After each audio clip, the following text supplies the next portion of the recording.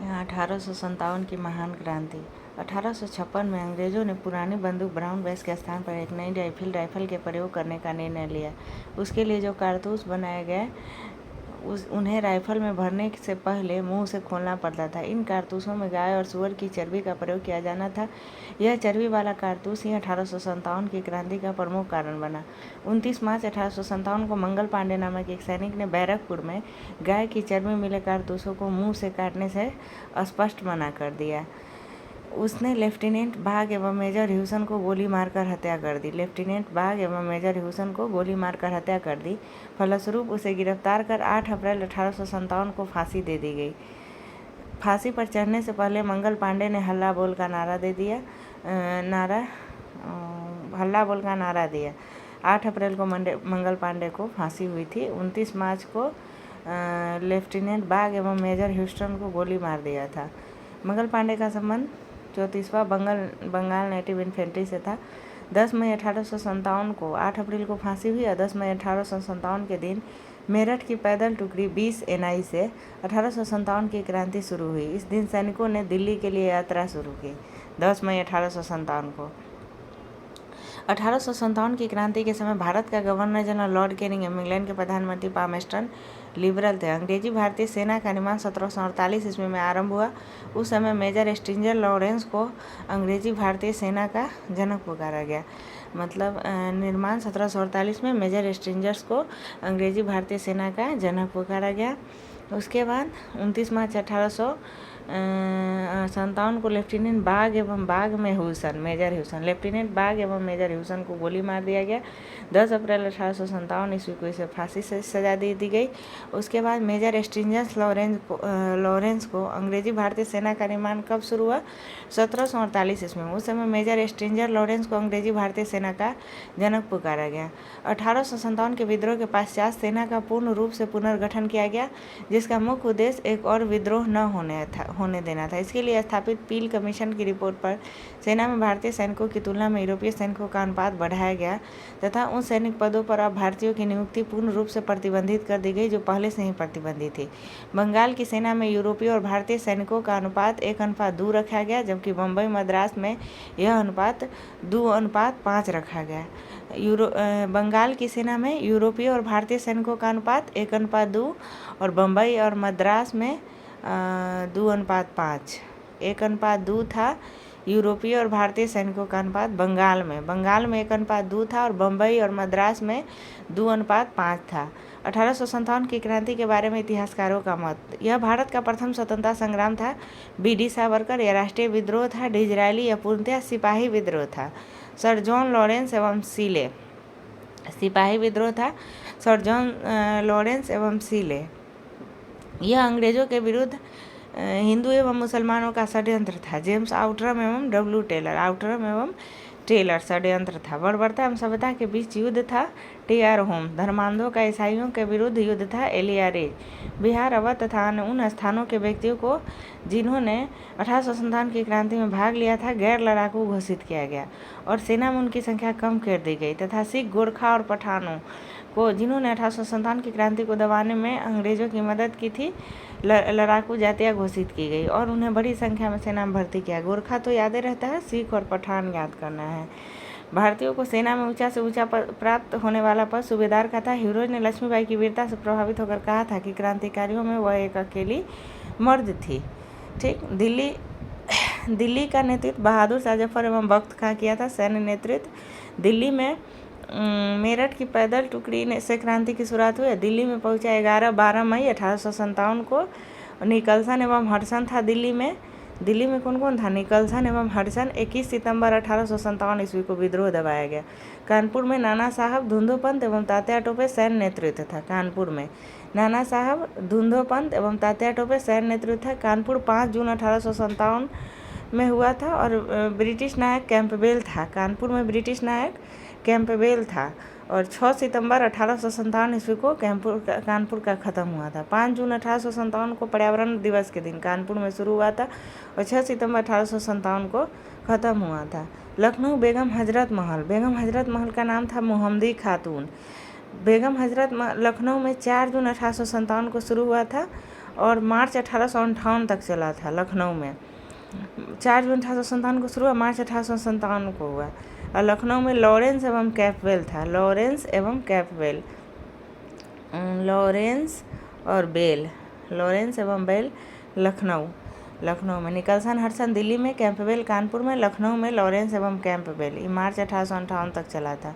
झांसी रानी लक्ष्मीबाई जून 1857 में ह्यूरोज में, और 3 अप्रैल 1858 तक चला था। झांसी का कौन था? रानी लक्ष्मीबाई।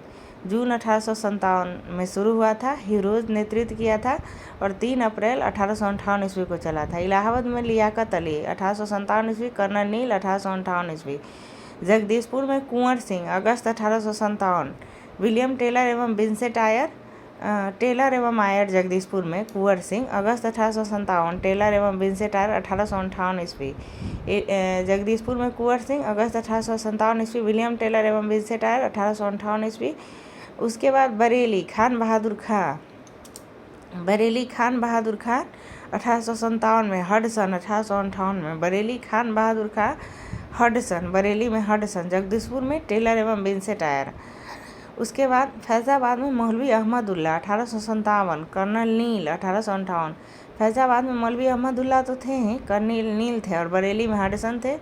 जगदीशपुर में William Taylor Vincent Eyre, Allahabad में कर्नल नील, मतलब इलाहाबाद में कर्नल नील और फैज़ाबाद में कर्नल नील, जहाँ जहाँ बाद लगा हुआ वहाँ कर्नल नील। फतेहपुर में अजीमुल्ला जनरल लेनार्ड 1858 ईस्वी, फतेहपुर में अजीमुल्ला जनरल लेनार्ड 1858 ईस्वी। उसके बाद तात्या टोपे का वास्तविक नाम रामचंद्र पांडुरंग था। उन्हें सिंधिया के सामंत मान सिंह ने धोखा देकर पकड़वा दिया था। रामचंद्र पांडुरंग, सिंधिया के सामंत किसने? मान सिंह ने धोखा दिया था, पकड़वा दिया था। 18 अप्रैल 1859 को शिवपुरी में अंग्रेजों द्वारा फांसी पर लटका दिया गया था तात्या टोपे को। बेगम हजरत महल का जन्म 1820 ईस्वी में एवं मृत्यु 1879 ईस्वी में नेपाल में हुआ था। मुहम्मदी खातून 1820 में जन्म हुआ था और मृत्यु 1879 में नेपाल में हुआ था। उन्हें बेगम हजरत महल को काठमांडू के जामा मस्जिद मैदान में दफनाया गया था। अब भारत का स्वतंत्रता संग्राम पढ़ेंगे, महत्वपूर्ण तथ्य। 48 नंबर टॉपिक। पहला अंग्रेज विरोधी संघर्ष सन्यासियों के द्वारा शुरू किया गया। 1887 में दादा भाई नौरोजी ने इंग्लैंड में भारतीय सुधार समिति की स्थापना की थी। 1887 ईस्वी के बाद ब्रिटिश सरकार का रुख कांग्रेस के प्रति कठोर होता चला गया। भारतीय सुधार समिति 1887 में नौरोजी दत्त एवं बाचा ने धन निकासन के सिद्धांत का प्रतिपादन किया। दादा भाई नौरोजी ने धन का पलायन सिद्धांत का वर्णन, धन निकास के सिद्धांत का प्रतिपादन किया। कौन? नौरोजी दत्त एवं बाचा। दादा भाई नौरोजी ने धन का पलायन सिद्धांत का वर्णन अपनी पुस्तक poverty and British rule in India में किया है।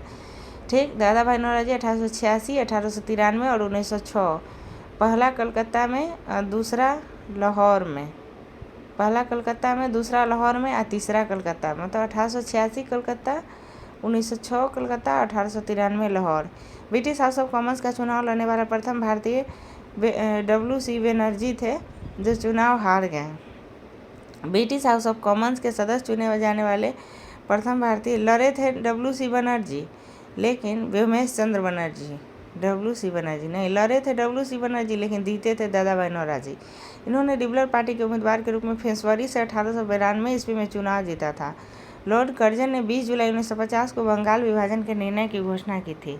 कब? 20 जुलाई 1905 को। बंगाल विभाजन के विरोध में 7 अगस्त 1905 को कलकत्ता के टाउन हॉल में स्वदेशी आंदोलन की घोषणा की गई। 7 अगस्त 1905 को, 20 जुलाई 1905 को घोषणा किया, 7 अगस्त 1905 को स्वदेशी आंदोलन की घोषणा की गई। बंगाल विभाजन 16 अक्टूबर 1905 को प्रभावी हुआ। इस दिन पूरे बंगाल में शोक दिवस मनाया गया। रविन्द्रनाथ टैगोर ने रक्षा दिवस मनाने की घोषणा की। हिंदू मुसलमानों ने आपसी एकता प्रदर्शित करने के लिए एक दूसरे के हाथों में धागा बांधे। स्वदेशी आंदोलन में वंदे मातरम, विभाजन नहीं चाहिए, बंगाल एक है का नारा लगाया गया। विभाजन नहीं चाहिए, बंगाल एक है, वंदे मातरम। स्वदेशी आंदोलन का विचार सर्वप्रथम कृष्ण कुमार मित्र के पत्र संजीवनी में 1905 ईस्वी में प्रस्तुत किया था। कृष्ण कुमार मित्र के पत्र संजीवनी में 1905 में प्रस्तुत किया था। आंध्र के डेल्टा इलाकों में स्वदेशी आंदोलन को वंदे मातरम आंदोलन के नाम से जाना जाता था। कहाँ पड़ी? आंध्र के स्वदेशी आंदोलन को वंदे मातरम आंदोलन कहाँ कहा गया? आंध्र प्रदेश के डेल्टा इलाकों में। स्वदेशी आंदोलन का दिल्ली में नेतृत्व सैयद हैदर रजा, मद्रास में चिदम्बरम पिल्लई, पूना एवं मुंबई में तिलक ने, पंजाब में लाला लाजपत राय ने किया था। स्वदेशी आंदोलन का दिल्ली में नेतृत्व सैयद हैदर रजा, मद्रास में चिदम्बरम पिल्लई।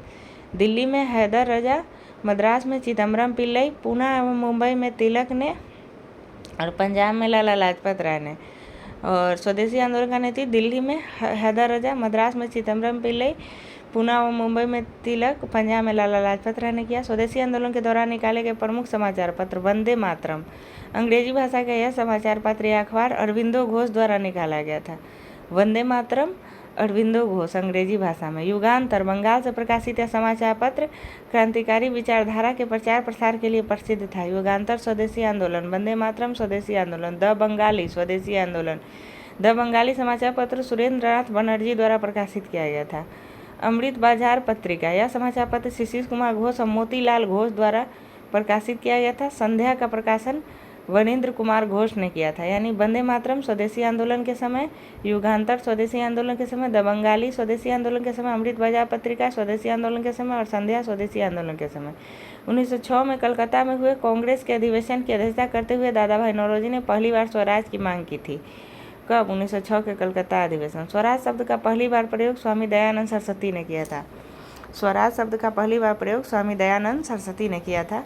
स्वदेशी आंदोलन चलाने के तरीकों को लेकर ही कांग्रेस 1907 के सूरत अधिवेशन में उग्रवादी गरम दल एवं उदारवादी नरम दल नामक दो दलों में विभाजित हो गई। इस सम्मेलन की अध्यक्षता रास बिहारी बोस ने की थी। स्वदेशी आंदोलन के अवसर पर ही रविन्द्रनाथ ठाकुर ने अपना प्रसिद्ध गीत अमार सोनार बंगला लिखा था। बाद में यही गीत बांग्लादेश का राष्ट्रीय गीत बना। स्वदेशी आंदोलन का प्रचार प्रसार के लिए अश्वनी कुमार दत्ता ने बारिसल में स्वदेशी बांधव समिति की स्थापना की थी। स्वदेशी बांधव समिति की स्थापना किसने की थी? अश्वनी कुमार दत्ता ने बारिसल में।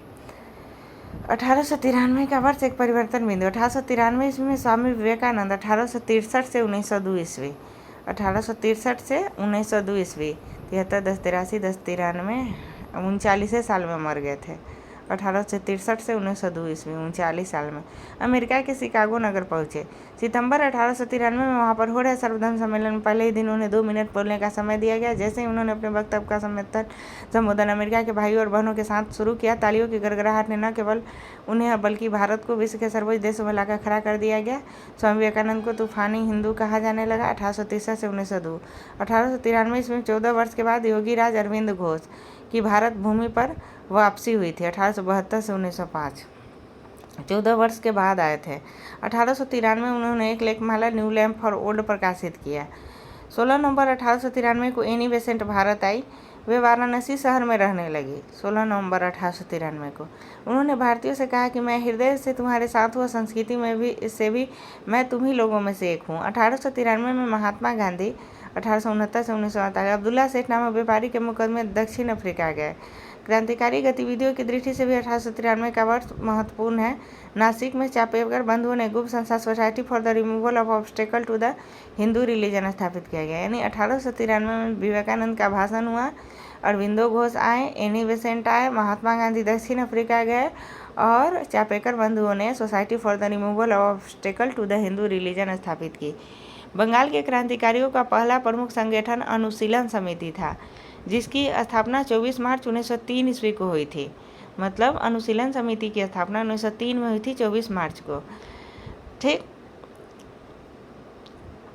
संस्थापकों के अनुरोध पर बैरिस्टर प्रथम नाथ मित्र PM मित्र अनुशीलन समिति का नेतृत्व संभाला था। इसका मुख्यालय अनुशीलन समिति का मुख्यालय कलकत्ता में था।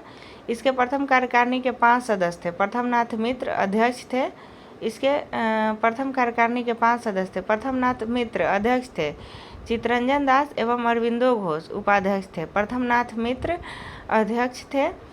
चितरंजन दास एवं अरविंद घोष अध्यक्ष थे। प्रथम नाथ मित्र अध्यक्ष थे और अरविंद घोष उपाध्यक्ष थे।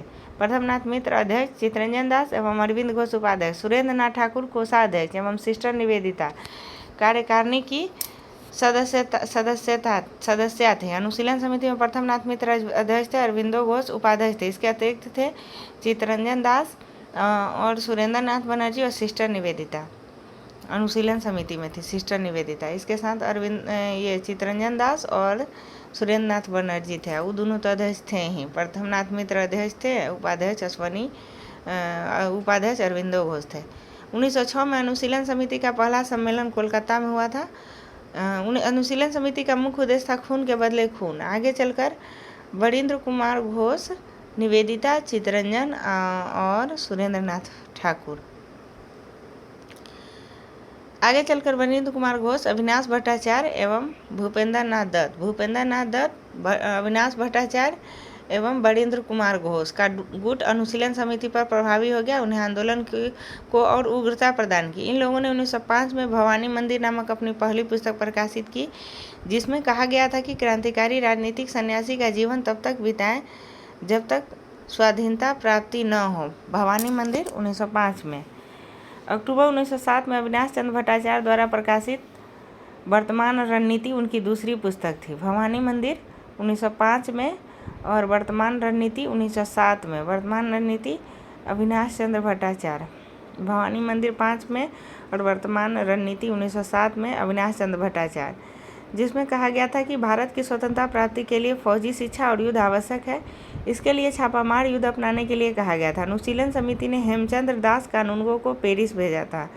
हेमचंद्र दास कानूनगो गए थे अनुशीलन समिति के। हेमचंद दास कानूनगो को पेरिस भेजा था, जिसने रूसी क्रांतिकारी निकोलस सन फ्रांसिस्की से बम बनाना सीखा था। हेमचंद दास कानूनगो निकोलस सन फ्रांसिस्की से बम बनाना सीखा था। बाद में इस पर किसका प्रभाव पड़ने लगा था? अविनाश चंद्र भट्टाचार्य, भूपेंद्र नाथ दत्त और बरिंद्र कुमार घोष, दोनों बरिंद्र कुमार घोष। बरिंद्र कुमार घोष, भूपेंद्र नाथ दत्त एवं अविनाश चंद्र भट्टाचार्य ने 1906 में युगांतर नामक साप्ताहिक पत्रिका प्रकाशित की। देखिए, 1906 में अनुशीलन समिति का पहला सम्मेलन हुआ। 1905 में भवानी मंदिर, 1905 में भवानी मंदिर, 1907 में वर्तमान रणनीति अविनाश चंद्र भट्टाचार्य, 1906 में युगांतर। बरिंद्र कुमार घोष, भूपेंद्र नाथ दत्त एवं अविनाश चंद्र भट्टाचार्य ने 1906 में युगांतर नामक साप्ताहिक पत्रिका प्रकाशित किया। युगांतर के प्रथम संपादक भूपेंद्र नाथ दत्त को 1907 में 1 वर्ष की कड़ी सजा दी गई और 1908 में यह पत्र बंद कर दिया गया। भवानी मंदिर 1905 में, वर्तमान रणनीति युगांतर 1906 में, वर्तमान रणनीति 1907 में, भवानी मंदिर 5 में। ढाका अनुशीलन समिति की स्थापना पी मित्रा एवं पुलिन दास, ढाका अनुशीलन समिति पी मित्रा एवं पुलिन दास ने 1904 में ढाका में की थी। सीधे अनुशीलन समिति तो 1903 में, ढाका अनुशीलन समिति तो 1904 में, पी मित्रा एवं पुलिन दास। ढाका में इसकी लगभग 500 शाखाएँ थी। 11 दिसंबर 1908 को अनुशीलन समिति गैर कानूनी घोषित कर दी गई। कब? 1908 में गैर कानूनी घोषित कर दी गई। प्रफुल्ल चाकी और खुदीराम बोस ने 30 अप्रैल 1908 को मुजफ्फरपुर के जज किंग्सफोर्ड की हत्या का प्रयत्न किया। गलती से बम केनेडी की गाड़ी पर गिरा दिया गया, जिससे 30 अप्रैल 1908 को, जिससे 2 महिलाओं प्रिंगले की पत्नी एवं बेटी की मृत्यु हो गई। चाकी ने आत्महत्या कर ली और खुदीराम बोस को लगभग 18 वर्ष की अवस्था में 11 अगस्त 1908 को फांसी दे दी गई। खुदीराम बोस को 18 वर्ष की अवस्था में 11 अगस्त 1908 को फांसी दे दी गई। ठीक है। ढाका अनुशीलन समिति 1904, अनुशीलन समिति 1903। भारत का गजेटियर के पेज 564 के अनुसार अनुशीलन समिति की स्थापना 1906 में बरिंद्र कुमार घोष ने की थी। खुदीराम बोस, जन्म 1889 ईस्वी, हबीबपुर जिला, मिदनापुर, पश्चिम बंगाल। खुदीराम बोस, हबीबपुर जिला, मिदनापुर, पश्चिम बंगाल, 1889 ईस्वी। पकड़ने वाली पुलिस फतेह सिंह एवं शिव प्रसाद मिश्र। खुदीराम बोस को कौन पकड़ा था? फतेह सिंह एवं शिव प्रसाद मिश्र। खुदीराम बोस के मुकदमे में जज कर्ण डफ, सरकारी वकील मानुक एवं विनोद मजूमदार। खुदीराम बोस को विनोद मजूमदार मानता था, विनोद मजूमदार एवं मानिक। उसके बाद खुदीराम बोस की ओर से वकील खुदीराम बोस, कालिदास बोस। खुदीराम बोस की तरफ से वकील कालिदास बोस। फांसी की तारीख 11 अगस्त 1908। एक हाथ में गीता लेकर खुदीराम बोस फांसी के तख्ते पर जा खड़े हुए। कांग्रेस का कुछ प्रमुख टिप्पणियां। कांग्रेस केवल सूक्ष्मदर्शी अल्पसंख्यक का प्रतिनिधित्व करती है। डफरिन, कांग्रेस लड़खड़ा कर गिर रही है। भारत में रहते हुए मेरी इच्छा है कि उसे शांतिपूर्वक मरने में मदद कर सकूं। करजन, कांग्रेस क्षय रोग से मरने ही वाली। अरविंदो घोष, कांग्रेस के लोग पदों के भूखे राजनीतिज्ञ हैं। बंकिम चंद्र चटर्जी, कांग्रेस का सम्मेलन 3 दिन का तमाशा है। अश्वनी कुमार दत्त, यही अश्वनी कुमार दत्त। कांग्रेस का सम्मेलन 3 दिन का तमाशा है, अश्वनी कुमार दत्त। कांग्रेस लॉर्ड डफरिन के दिमाग की उपज है, लाला लाजपत राय। कांग्रेस का सम्मेलन 3 दिन का तमाशा है, अश्वनी कुमार दत्त। कांग्रेस लॉर्ड डफरिन के दिमाग की उपज है, लाला लाजपत राय। कांग्रेस याचना करने वाली संस्था है, विपिन चंद्र पाल। कांग्रेस याचना करने वाली संस्था है, विपिन चंद्र पाल। खुदीराम बोस बंगाल के क्रांतिकारियों के युगांतर दल के सक्रिय सदस्य थे। युगांतर दल के नेता बरिंद्र कुमार घोष थे। खुदीराम बोस का संबंध किससे था? युगांतर दल से। और युगांतर दल के नेता बरिंद्र कुमार घोष थे। अलीपुर षड्यंत्र केस 1908। अलीपुर षड्यंत्र केस 1908 18 मई। अलीपुर षड्यंत्र केस 1908 18 मई।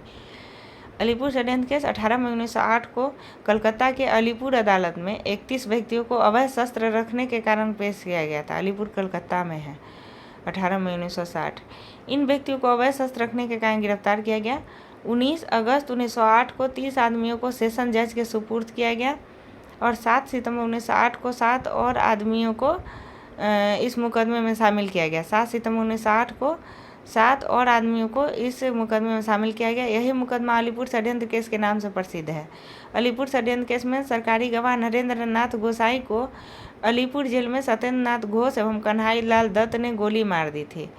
अलीपुर केस के सरकारी गवाह कौन थे? नरेंद्र नाथ गोसाई को। अलीपुर केस के सरकारी गवाह नरेंद्र नाथ गोसाई को अलीपुर जेल में सत्येंद्र नाथ घोष एवं कन्हई लाल दत्त ने गोली मार दी थी। नरेंद्र नाथ को सत्येंद्र नाथ घोष एवं कन्हई लाल दत्त नरेंद्र नाथ गोसाई को सत्येंद्र नाथ घोष एवं कन्हईलाल दत्त ने गोली मार दी थी अलीपुर षड्यंत्र केस। इसके लिए दोनों फांसी की सजा दे दी गई। बरिंद्र कुमार घोष, उल्लासकर दत्त, हेमचंद दास एवं उपेंद्र नाथ बनर्जी को आजीवन काला पानी की सजा मिली। अलीपुर षड्यंत्र केस में उपेंद्र नाथ बनर्जी, उसके बाद उल्लासकर दत्त और बरिंद्र कुमार घोष और हेमचंद्र दास, उपेंद्र नाथ बनर्जी, बरिंद्र कुमार घोष, उल्लासकर दत्त, हेमचंद दास को काला पानी की सजा दी। बाकी लोगों को 10 वर्ष, 7 वर्ष एवं 5 वर्ष की सजा दी गई।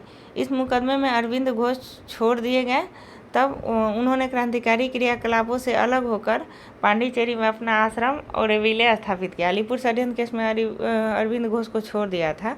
तब उन्होंने क्रांतिकारी क्रियाकलापों से अलग होकर पांडिचेरी में अपना आश्रम और विलय स्थापित किया गया। महाराष्ट्र में विनायक दामोदर सावरकर ने 1904 में अभिनव भारत नामक संस्था स्थापित की। भवानी मंदिर 1905 में और अभिनव भारत संस्था 1904 में। अभिनव भारत संगठन के सदस्य पीएन बापट बम बनाने की कला सीखने के लिए पेरिस गए थे। विनायक दामोदर सावरकर के बड़े भाई गणेश सावरकर ने देशभक्ति से पूर्ण कुछ कविताएं की रचना की थी, जिस कारण नासिक के जज जैक्सन ने उन पर राजद्रोह का आरोप लगाकर 8 जून 1909 को आजीवन निर्वासन का दंड दे दिया गया। 1909 को किसको आजीवन कारावास का दंड दिया गया? तो गणेश सावरकर को। कुछ रचना किए थे जो विनायक सावरकर के भाई थे। इस सजा को सर्वथा अनुचित मानकर अभिनव भारत ने जैक्सन से बदला लेने का निर्णय कर लिया। जैक्सन के विदाई समारोह में 21 दिसंबर 1909 को 8 जून 1909 को दिया था और 21 दिसंबर 1909 को रात को नासिक के विजयानंद थिएटर में एक मराठी नाटक शारदा का मंचन हो रहा था। जो ही जैक्सन इसे देखने के लिए फाटक पर पहुंचा, अनंत लक्ष्मण कान्हरे ने उसे गोली मार दी। जैक्सन की हत्या जून में 8 जून को 21 दिसंबर को 1909 को माने गणेश सावरकर को 1909 में आजीवन निर्वासन का दंड दिया और ये जैक्सन को गोली मारा गया 1909 में। कौन मारा? अनंत लक्ष्मण कान्हरे। जैक्सन की हत्या के अभियोग में अनंत लक्ष्मण कान्हरे, कृष्णजी गोपाल कर्वे एवं विनायक नारायण देशपांडे, मतलब जैक्सन की हत्या के आरोप में अनंत लक्ष्मण कान्हरे, कृष्णजी गोपाल कर्वे और विनायक नारायण देशपांडे, कृष्णजी गोपाल कर्वे और विनायक नारायण देशपांडे को 1911 ईस्वी में फांसी दे दी गई। 19 अप्रैल 1911 ईस्वी में अनंत लक्ष्मण कान्हरे, कृष्णजी गोपाल कर्वे और विनायक नारायण देशपांडे को। बाल गंगाधर तिलक का जन्म 23 जुलाई 1856 को महाराष्ट्र के रत्नागिरी में हुआ था। बीजी तिलक 1856 रत्नागिरी। 1881 में उन्होंने साप्ताहिक पत्र मराठा अंग्रेजी एवं दैनिक पत्र केसरी मराठी नामक 2 पत्रों द्वारा नवजागरण प्रारंभ किया। कब? 1881 में। जन्म 1856 में। तिलक ने 1893 में गणपति एवं 1895 में शिवाजी उत्सव मनाना प्रारंभ किया। बाल गंगाधर तिलक पहले कांग्रेसी नेता थे जिन्होंने देश के लिए कई बार जेल की यात्रा की। 1857 में राजद्रोह के आरोप में 18 माह की कारावास हुई। फिर 1908 में राजद्रोह के आरोप में 6 वर्ष की कारावास हुई। मतलब बाल गंगाधर तिलक 1897 और 1908 में जेल गए। 1897 में 18 माह की कारावास हुई, यानी 1.5 साल, और 1908 में 6 वर्ष की, 1.5 वर्ष 1897 में, 1908 में 6 वर्ष की। 1908 से 1914 तक बर्मा के मांडले जेल में 6 वर्ष काटने पड़े। तिलक को सजा सुनाने वाले जज का नाम दावर था। तिलक को दावर और खुदीराम बोस को कंडव।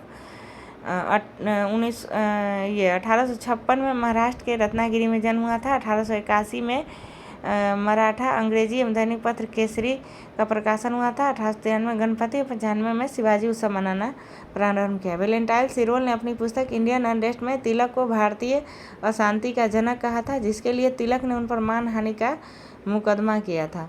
प्लेग के समय की जातियों से प्रभावित होकर पूना के चापेकर बंधु दामोदर चापेकर एवं बालकृष्ण चापेकर ने 22 जून 1897 को प्लेग अधिकारी रैंड एवं एरस्ट की हत्या कर दी। महाराष्ट्र से क्रांतिकारी पत्र काल का संपादन परांजपे ने किया था। काल महाराष्ट्र परांजपे। 1905 में लंदन में श्यामजी कृष्ण वर्मा ने इंडियन होम रूल सोसाइटी की स्थापना की। श्यामजी कृष्ण वर्मा को क्रांतिकारियों का पिता भी कहा जाता है। क्रांतिकारियों का पिता श्यामजी कृष्ण वर्मा, क्रांतिकारियों का पिता श्यामजी कृष्ण वर्मा। अविन्द्रनाथ टैगोर ने 1906 में Indian Society of Oriental Arts की स्थापना की थी। अविन्द्रनाथ टैगोर ने Indian Society of Oriental Arts 1906, Abanindranath Tagore, जिससे प्राचीन भारतीय कला एवं संस्कृति का संरक्षण एवं विकास हुआ। न्यू इंडिया नामक एक अंग्रेजी साप्ताहिक समाचार पत्र एवं 1906 में वंदे मातरम नामक समाचार पत्र बिपिन चंद्र पाल ने निकाला था। एगो स्वदेशी आंदोलन के समय भी था वंदे मातरम, ये अरविंदो घोष द्वारा निकाला गया था। और एगो वंदे मातरम बिपिन चंद्र पाल द्वारा 1906 में निकाला गया था। एगो अरविंदो घोष, एगो बिपिन चंद्र पाल द्वारा 1906 में। न्यू इंडिया नामक एक अंग्रेजी साप्ताहिक समाचार पत्र, न्यू इंडिया भी बिपिन चंद्र पाल। न्यू इंडिया नामक एक अंग्रेजी साप्ताहिक समाचार पत्र एवं 1906 में वंदे मातरम नामक समाचार पत्र बिपिन चंद्र पाल ने निकाला था। 30 दिसंबर 1906 को ढाका के नवाब सलीमुल्लाह खां के निमंत्रण पर सम्मेलन हुआ। ढाका के नवाब सलीमुल्लाह खां के नियंत्रण पर सम्मेलन हुआ। नवाब वकारुल मुल्क इसके अध्यक्ष थे। इस सम्मेलन में अखिल भारतीय मुस्लिम लीग का उदय हुआ, जिसका मुख्यालय लखनऊ में था। लीग का संविधान 1907 में कराची में बना। इस संविधान के अनुसार प्रथम अधिवेशन 1908 में अमृतसर में हुआ। संविधान कराची में बना और अधिवेशन 1908 में अमृतसर में हुआ, जिसकी अध्यक्षता सैयद इमाम ने की। इस अधिवेशन में आगा खां को मुस्लिम लीग का अध्यक्ष बनाया गया। आगा खां को मुस्लिम लीग का अध्यक्ष बनाया गया। इसी अधिवेशन में मुसलमानों के लिए अलग से निर्वाचन मंडल की मांग की गई। कब? 1908 के अमृतसर अधिवेशन में मुसलमानों के लिए पृथक निर्वाचन की मांग की गई, जो 1909 में मार्ले मिंटो में आएगा, जिसको 1909 में मार्लो मिंटो की सुधार में मान लिया गया। मुस्लिम लीग ने बंगाल विभाजन का समर्थन किया था। 1908 में मुस्लिम लीग की एक शाखा लंदन में खोली गई, जिसे सैयद अमीर अली ने स्थापित किया। 1908 के अमृतसर में ही क्या हुआ था कि मुसलमानों के लिए पृथक निर्वाचन की मांग की गई, जो मार्ले मिंटो में मिला 1909 में। 7 में कराची में संविधान बना। पहला सम्मेलन लखनऊ में हुआ था। उसके बाद 1908 में मुस्लिम लीग की एक शाखा लंदन में खोली गई। 1908 में मुस्लिम लीग की एक शाखा लंदन में खोली गई, जिसे सैयद अमीर अली ने स्थापित किया था। 1908 में मुस्लिम लीग की एक शाखा लंदन में खोली गई, जिसे सैयद अमीर अली ने स्थापित किया था। 1908 में लंदन में सैयद अमीर अली। भिखाजी रुस्तम कामा भारतीय मूल की फ्रांसीसी नागरिक थी, जो जर्मनी के स्टुटगार्ट शहर में 22 अगस्त 1907 को आयोजित 7वीं अंतर्राष्ट्रीय कांग्रेस को तिरंगा फहराने के लिए जानी जाती है। 1907 में 22 अगस्त को 7वीं अंतर्राष्ट्रीय कांग्रेस में तिरंगा फहराने के लिए जानी जाती है। यह विदेशी धरती पर राष्ट्रीय ध्वज फहराने की पहली घटना थी। इनके माता पिता पारसी थे। इन्होंने दादाभाई नौरोजी के निजी सचिव के भी रूप में काम की थी। कौन? भिखाजी रुस्तम कामा। 1 जुलाई 1909 को मदन लाल ढींगरा ने विलियम कर्जन वाइली को गोली मारकर हत्या कर दी। 16 अगस्त 1909 को मदन लाल ढींगरा को मृत्यु दंड दिया गया। 1910 में यूएसए के सिएटल में यूनाइटेड इंडिया हाउस की स्थापना तारकनाथ दास एवं जीडी कुमार ने की थी। 1910 में यूएसए के सिएटल में यूनाइटेड इंडिया हाउस की स्थापना 1910 में यूएसए के सिएटल में यूनाइटेड इंडिया हाउस की स्थापना तारकनाथ दास एवं GD कुमार ने। यूनाइटेड इंडिया हाउस 1910 में तारकनाथ दास एवं GD कुमार ने। तारकनाथ दास ने अमेरिका में फ्री हिंदुस्तान नामक समाचार पत्र की शुरुआत की थी। फ्री हिंदुस्तान, तारकनाथ दास अमेरिका में। तारकनाथ दास कोलंबिया यूनिवर्सिटी में राजनीति शास्त्र के प्रोफेसर भी रहे। GD कुमार ने वैंकूवर में स्वदेश सेवक होम की स्थापना की। स्वदेश सेवक होम GD कुमार, स्वदेश सेवक होम GD कुमार वैंकूवर। और स्वदेश सेवक गुरुमुखी समाचार पत्र का प्रकाशन किया। यूनाइटेड इंडिया हाउस तारकनाथ दास कहाँ? सिएटल में, USA के सिएटल में यूनाइटेड इंडिया हाउस 1910 में। और क्या फ्री हिंदुस्तान तारकनाथ दास कहाँ निकाला था? अमेरिका में ही तारकनाथ दास। और GD कुमार ने वैंकूवर में स्वदेश सेवक होम की स्थापना की। वायसराय लॉर्ड हार्डिंग ने 1911 में दिल्ली में भव्य दरबार का आयोजन इंग्लैंड के सम्राट जॉर्ज पंचम एवं मेरी के स्वागत में किया। इस दरबार में निम्न घोषणाएं की गई। बंगाल विभाजन को रद्द किया गया। बंगाली भाषी क्षेत्रों को मिलाकर एक अलग प्रांत बनाया गया। बिहार एक अलग राज्य बना जिसमें उड़ीसा भी शामिल था। बंगाल विभाजन को रद्द किया गया। बंगाल भाषी क्षेत्रों को मिलाकर अलग एक प्रांत बनाया गया। बिहार एक अलग राज्य बना जिसमें उड़ीसा भी शामिल था। राजधानी को कलकत्ता से दिल्ली हस्तांतरित करने की घोषणा हुई।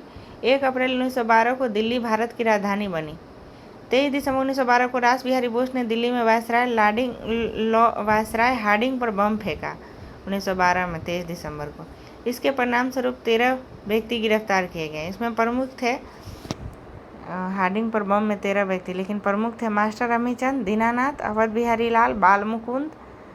मास्टर अमीचंद भी थे, दीनानाथ भी थे, अवध बिहारी लाल थे, बाल मुकुंद, बसंत कुमार विश्वास, हनुमंत सहाय एवं बलराज। दीनानाथ दबाव में आकर सरकारी गवाह बन गए और मास्टर अमीचंद, अवध बिहारी लाल, दीनानाथ सरकारी गवाह बन गए और मास्टर अमीचंद, अवध बिहारी लाल, बाल मुकुंद एवं बसंत कुमार विश्वास को फांसी दे दी गई। अमीचंद, अवध बिहारी लाल, बाल मुकुंद एवं बसंत कुमार विश्वास को। अमीचंद, अवध बिहारी लाल लाहौर षड्यंत्र केस में अमीचंद, अवध बिहारी लाल, बाल मुकुंद एवं बसंत कुमार विश्वास। दोनों अ से है, 2 ब से है। अमीचंद, अवध बिहारी लाल, बाल मुकुंद एवं बसंत कुमार विश्वास। अमीचंद, अवध बिहारी लाल, बाल मुकुंद एवं बसंत कुमार विश्वास। 1 नवंबर 1913 को अनेक भारतीयों ने लाला हरदयाल के नेतृत्व में सैन फ्रांसिस्को अमेरिका में गदर पार्टी की स्थापना की। सोहन सिंह भाखना इसके प्रथम अध्यक्ष गदर पार्टी के सोहन सिंह भाखना प्रथम अध्यक्ष थे। लाला हरदयाल इसके प्रथम मंत्री थे। सोहन सिंह भाखना इसके अध्यक्ष, लाला हरदयाल मंत्री एवं काशीराम कोषाध्यक्ष चुने गए। 1 नवंबर 1913 को गदर अखबार का पहला अंक प्रकाशित हुआ जो उर्दू में था। 9 दिसंबर 1913 से यह गुरुमुखी में छपने लगा। 1 नवंबर 1913 में उर्दू में था और 9 दिसंबर 1913 में यह गुरुमुखी में छपने लगा। 9 दिसंबर 1913 में, 1 नवंबर 1913 में उर्दू गदर अखबार का पहला अंक प्रकाशित हुआ जो उर्दू में था। ठीक, 1 नवंबर को। 9 दिसंबर से 1913 से गुरुमुखी में छपने लगा। इसमें प्रत्येक अंक के पहले पृष्ठ पर छपता था अंग्रेजी राज का कच्चा चिट्ठा। अरुणडेल समिति, लॉर्ड मिंटो ने 1906 में राजनीतिक सुधारों के लिए 4 सदस्यीय कमेटी का गठन A.T. अरुणडेल के नेतृत्व में किया था। अरुणडेल समिति 1906 में गठन लॉर्ड मिंटो ने, किस लिए? राजनीतिक सुधारों के लिए अरुणडेल कमेटी। इसने अपनी सिफारिश में भारत के विभिन्न परिषदों के विस्तार के साथ एक सामंतों की समिति बनाए जाने की अनुशंसा की तथा विभाजित बंगाल को पुनः एक कर देने की संस्तुति की। अरुणडेल समिति ने विभाजित बंगाल को पुनः एक कर देने की समिति की विभाजित बंगाल को पुनः एक कर देने की संस्तुति की थी।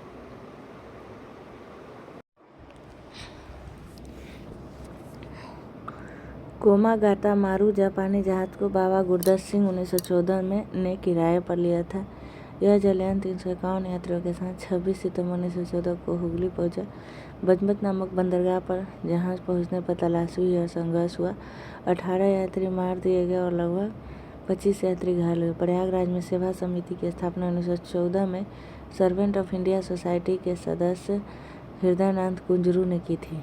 सेवा समिति हृदयनाथ कुंजरू 1914। सेवा समिति हृदयनाथ कुंजरू, सेवा Hridaynath Kunzru 1914। Servant of India society की स्थापना 1905 में गोपाल कृष्ण गोखले ने पुणे महाराष्ट्र में की थी और लंदन में श्यामजी कृष्ण वर्मा ने। वो तो होम रूल लिखना था। श्यामजी कृष्ण वर्मा ने 1905 में 1905 में था। श्यामजी कृष्ण वर्मा ने 1905। तो वो तो कुछ और था।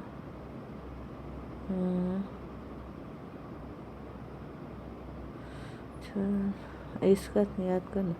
सर्वेंट्स ऑफ इंडिया सोसाइटी की स्थापना 1905 में गोपाल कृष्ण गोखले ने पुणे महाराष्ट्र में की थी।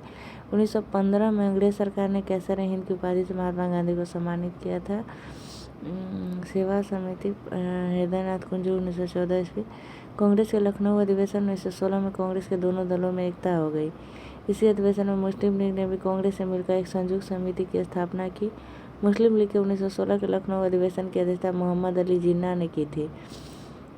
लखनऊ अधिवेशन की अध्यक्षता 1916। अध्यक्ष अंबिका चरण मजमूदार 31वां था।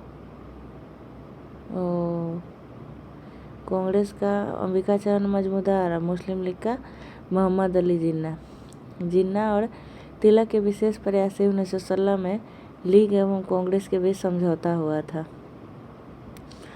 ठीक है ना।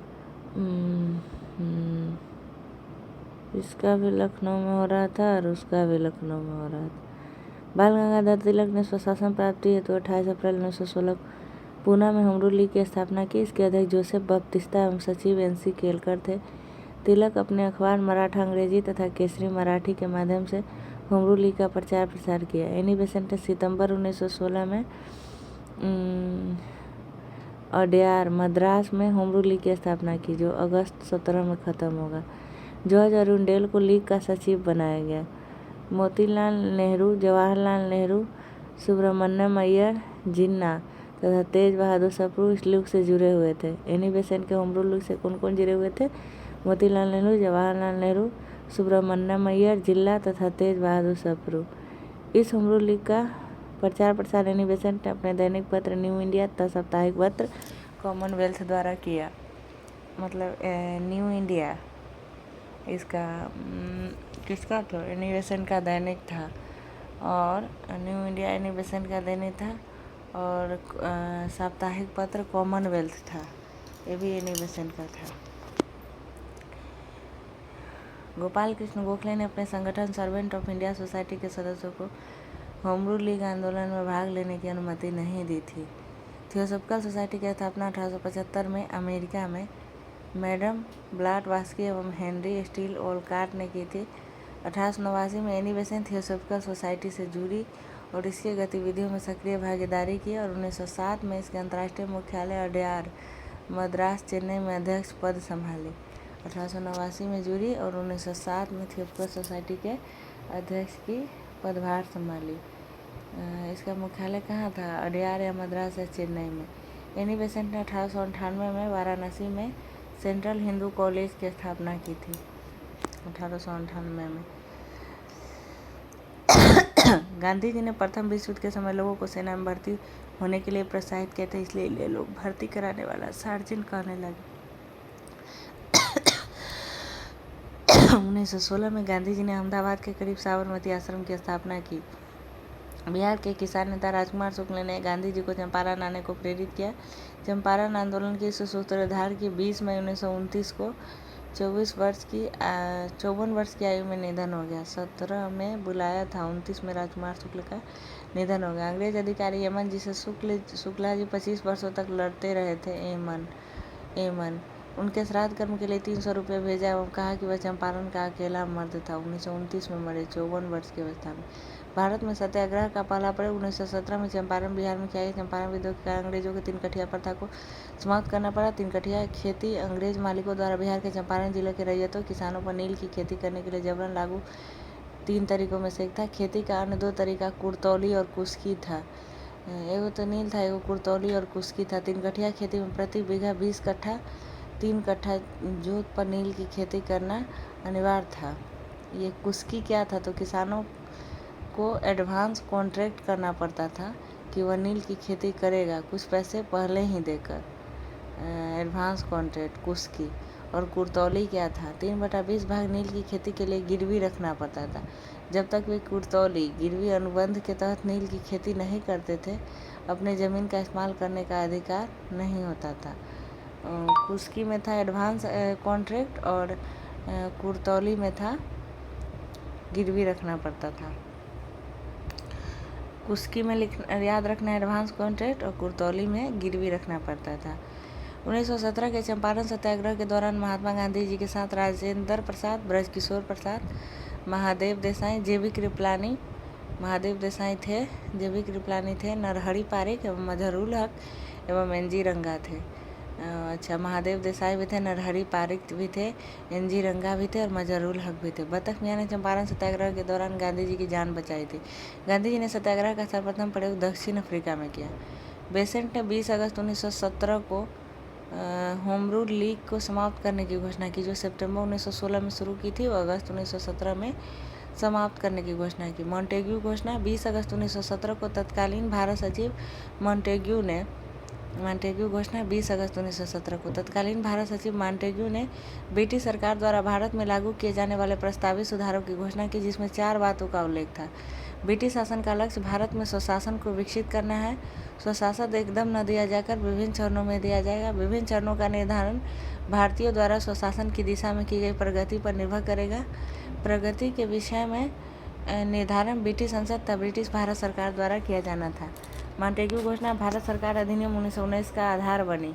1917 20 अगस्त 1917 मॉन्टेग्यू घोषणा 1917 में 20 अगस्त। उदारवादी कांग्रेसों ने मॉन्टेग्यू घोषणा को भारत का मैग्ना कार्टा की संज्ञा दी थी। तिलक ने मॉन्टेग्यू घोषणा को सूर्य विहीन उषा काल कहा था। और उदारवादी ने भारत का मैग्ना कार्टा कहा और तिलक ने सूर्य विहीन उषा काल कहा। मॉन्टेग्यू घोषणा में आखिर क्या था? स्वशासन को विकसित करना और विभिन्न चरणों में निर्धारण किया जाएगा। स्वशासन को एक चरण में देकर विभिन्न चरण में दिया जाएगा, यही था मॉन्टेग्यू घोषणा। महात्मा गांधी ने पहली बार भूख हड़ताल अहमदाबाद मिल मजदूरों की हड़ताल 1918 के समर्थन में की थी। 21 दिन उपवास पर रहे थे। गांधी जी ने 1918 में गुजरात के खेरा जिले में कर नहीं आंदोलन चलाया था। कर नहीं खेरा जिले में गांधी जी ने चलाया था 1918 में।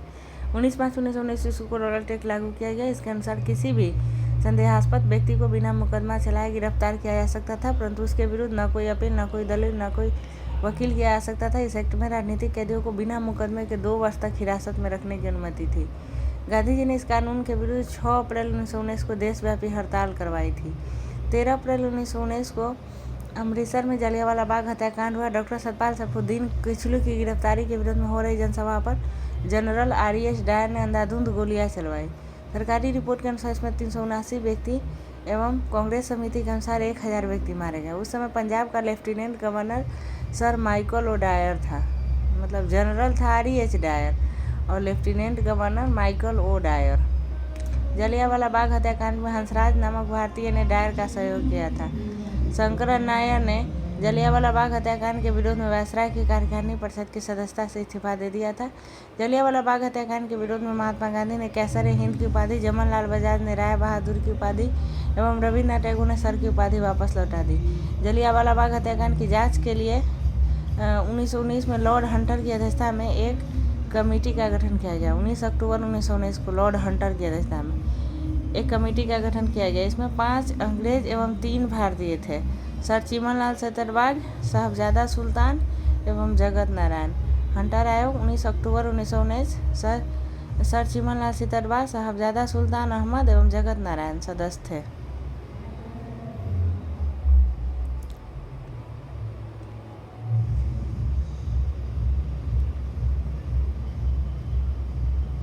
कांग्रेस ने जलियांवाला बाग हत्याकांड की जांच के लिए मदन मोहन मालवीय के नेतृत्व में एक आयोग नियुक्त किया। इसके अन्य सदस्यों में मोतीलाल नेहरू एवं गांधी जी थे।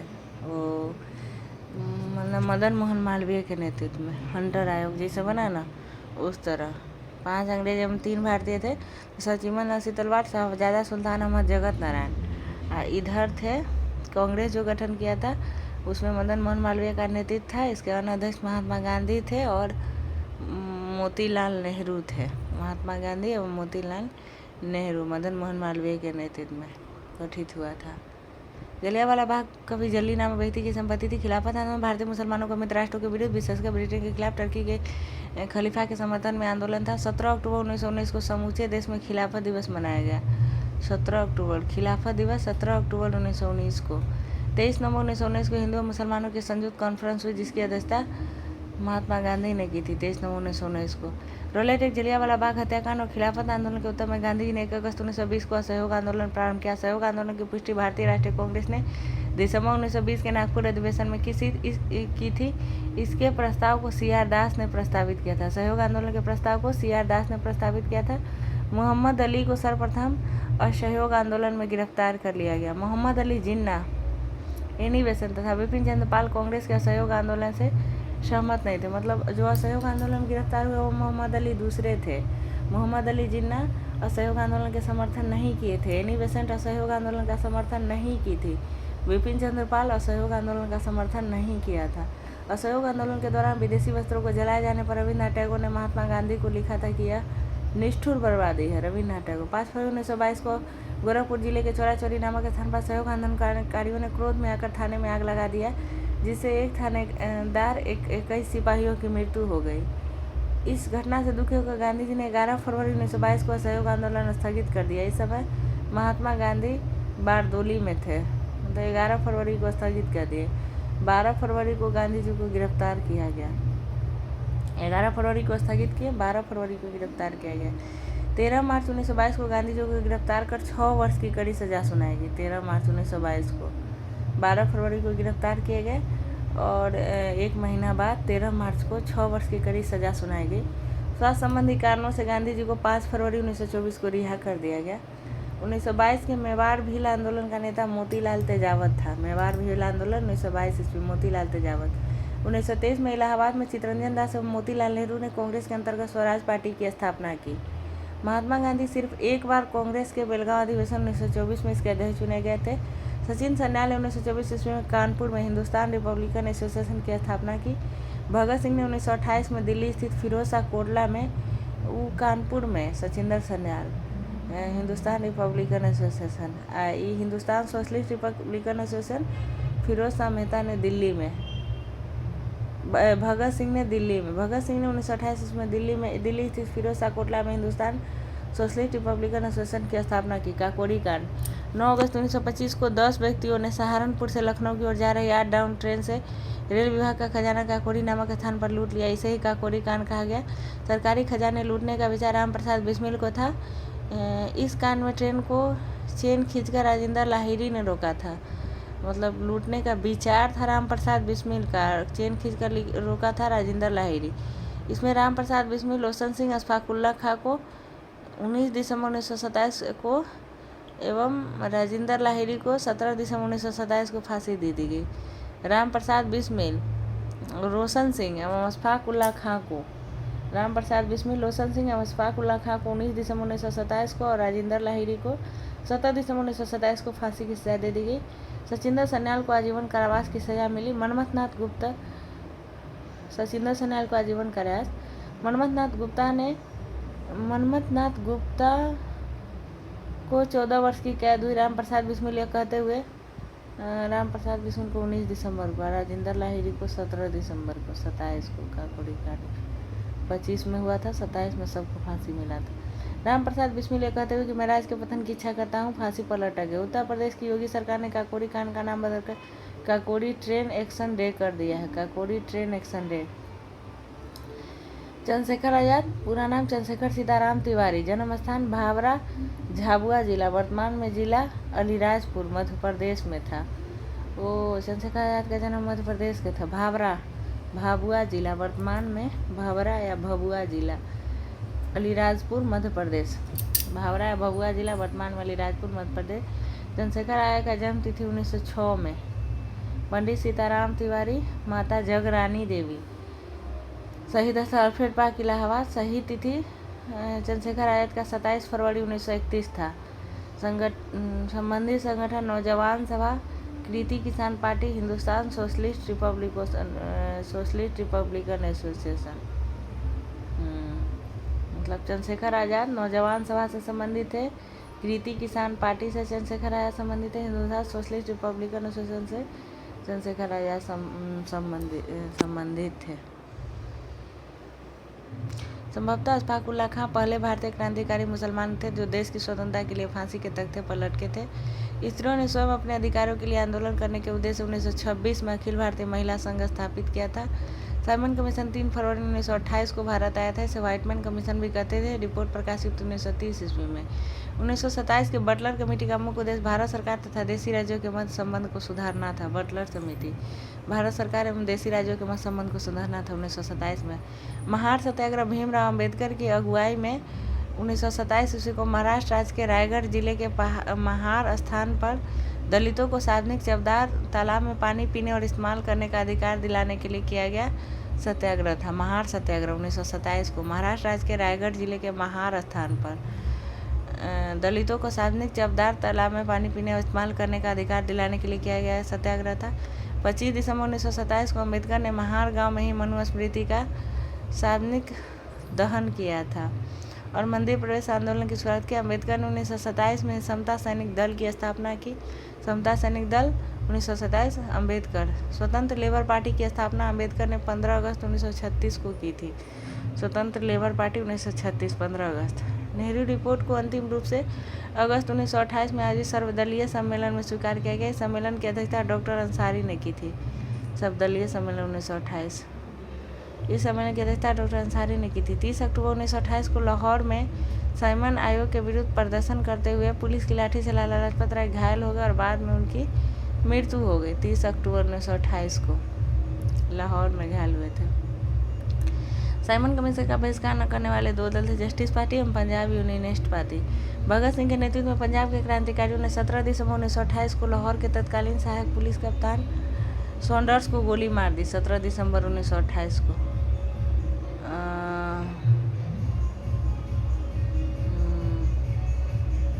पब्लिक सेफ्टी बिल पास होने के विरोध में 8 अप्रैल 1929 को बटुकेश्वर दत्त भगत सिंह ने दिल्ली के सेंट्रल लेजिस्लेटिव असेंबली के खाली बेंचों पर बम फेंका। क्रांतिकारियों ने अपने पर्चे में कहा था कि उनका मकसद किसी की जान लेना नहीं बल्कि बहरे कानों तक अपनी आवाज़ पहुंचाने के लिए। भगत सिंह एवं बटुकेश्वर दत्त के बम फेंकने के समय असेंबली के अध्यक्ष विठल भाई पटेल सदारत कर रहे थे। कांग्रेस ने के 1929 के लाहौर अधिवेशन में पूर्ण स्वराज का अपना लक्ष्य घोषित किया था। इस अधिवेशन के अध्यक्षता जवाहरलाल नेहरू कर रहे थे। 31 दिसंबर 1929 को रात के 12 बजे जवाहरलाल नेहरू ने रावी नदी के तट पर नवगृहित तिरंगे झंडे को फहराया। इस अधिवेशन में 26 जनवरी 1930 को प्रथम स्वतंत्रता दिवस के रूप में मनाने का निश्चय किया गया। इसी के साथ प्रत्येक वर्ष 26 जनवरी को स्वतंत्रता दिवस के रूप में मनाए जाने की परंपरा शुरू हुई। 12 मार्च 1930 को गांधी जी ने अपने 78 गांधी जी के सहित 79 समर्थकों के साथ साबरमती स्थित अपने आश्रम से लगभग 322 किलोमीटर दूर दांडी के लिए प्रस्थान किया। लगभग 24 दिनों बाद 6 अप्रैल 1930 को दांडी पहुंचकर गांधी जी ने नमक कानून तोड़ा और सबने अवज्ञा आंदोलन की शुरुआत की। सुभाष चंद्र बोस ने गांधी जी के नमक सत्याग्रह की तुलना नेपोलियन के एल्बा से पेरिस यात्रा से की और मुसोलिनी के रोम मार्च से की। दांडी यात्रा के दौरान कमला देवी चट्टोपाध्याय और सरोजिनी नायडू ने गांधी जी को आंदोलनों को केवल पुरुषों तक सीमित न रखने के लिए राजी किया था। दांडी यात्रा के दौरान कौन कौन? कमला देवी चट्टोपाध्याय एवं सरोजिनी नायडू। कमला देवी चट्टोपाध्याय एवं सरोजिनी नायडू ने गांधी जी को आंदोलन को केवल पुरुषों तक सीमित न रखने के लिए राजी किया था। नमक सत्याग्रह के दौरान बिहार के लोगों ने नमक बनाने के लिए साथ साथ चौकीदारी कर का विरोध करना शुरू किया था। इतिहास की दुनिया वर्ग 10 पेज 11 में समर्थकों की संख्या 78 एवं दूरी 240 किलोमीटर दी गई है। मतलब एनसीईआरटी में समर्थकों की संख्या 78 दांडी मार्च में और दूरी 240 किलोमीटर दी गई है।